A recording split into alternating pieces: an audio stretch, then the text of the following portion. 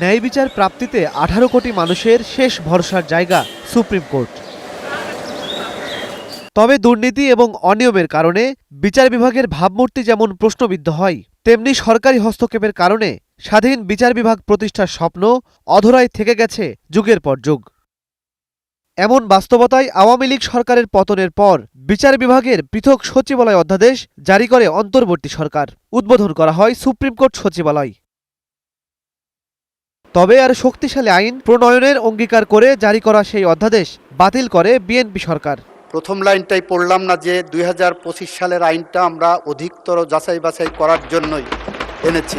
এমন পরিস্থিতিতে সরকারের ওই সিদ্ধান্ত নিয়ে নিজের মূল্যায়ন তুলে ধরেন আপিল বিভাগের সাবেক এই বিচারপতি। ম্যানিফেস্টোতে এটা রয়েছে যে আমরা পাওয়ারে গেলে আমরা কি করব, পৃথক সচিবালয় করব এবং মাজদার হোসেনের আইনের রায়ের আলোকে আমরা সুপ্রিম কোর্টকে স্বাধীন করব। আল্লাহ আস্তে দেশের খাতিরে, দেশের মানুষের কল্যাণের জন্যে, গ্রেটার ইন্টারেস্টের জন্যে, এবং আগামীতে যে আবার মাঠে বুট চাইবা সেই মুখটা তো থাকবে, সেটা অন্তত রাখার জায়গাটা রাখো।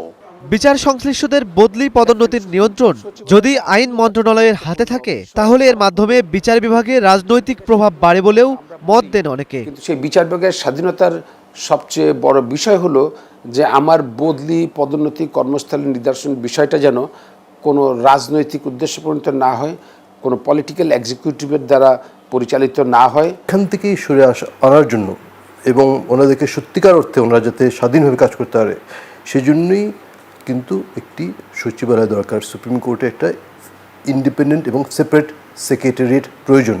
তবে আইনজীবীদের অনেকেই বলছেন, অধ্যাদেশ বাতিল হলেও সরকার সংসদে পর্যালোচনার মাধ্যমে আরও কার্যকর আইন তৈরির সুযোগ রয়েছে। পার্লামেন্টে যদি আলাপ আলোচনার ভিত্তিতে পক্ষগুলোর সঙ্গে কথা বলে 2/3 মেজরিটির ভিত্তিতে বা সর্বসম্মতভাবে কোনো আইন পাশ করে, ডেফিনেটলি সেটা আপনার পার্লামেন্টারি প্র্যাকটিসের দিক থেকে ডেফিনেটলি সেটা অনেক ভালো। আইনজীবীরা আরও বলেন, ঐতিহাসিক মাজদার হোসেন মামলার রায়ের মাধ্যমে বিচার বিভাগের স্বাধীনতার বিষয়টি আইনিভাবে প্রতিষ্ঠিত এবং বিষয়টি নির্বাচিত সরকারের স্মরণ রাখা উচিত।